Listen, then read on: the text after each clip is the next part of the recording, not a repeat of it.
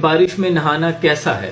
تو حضرت انس سے روایت ہے، صحیح مسلم کی حدیث مبارکہ، آپ فرماتے ہیں کہ ایک مرتبہ ہم حضور اکرم صلی اللہ علیہ وآلہ وسلم کے ساتھ جا رہے تھے کہ بارش برسنے لگی، تو مصطفیٰ کریم آقا صلی اللہ علیہ وآلہ وسلم خاتم النبیین نے اپنے سر اور اپنے کندھے کا کپڑا ہٹا لیا، یہ جو سر پہ کپڑا رکھا تھا وہ اتار لیا۔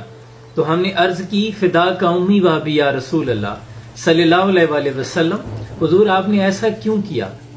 کیونکہ آپ کا جسم بھیگنے لگا بارش میں۔ تو حضور نے فرمایا کہ یہ سیدھی میری رب کریم کی طرف سے آ رہی ہے، یعنی بارش میں نہانا سنت ہے۔ حضور اکرم صلی اللہ علیہ وآلہ وسلم نے فرمایا کہ یہ رحمت کی بارش ہے، یعنی یہ سیدھی میرے رب سے آ رہی ہے، اس لیے آپ بارش میں نہا سکتے ہیں اور اس کا یقیناً فائدہ ہے۔ اپنا بہت سا خیال رکھیے۔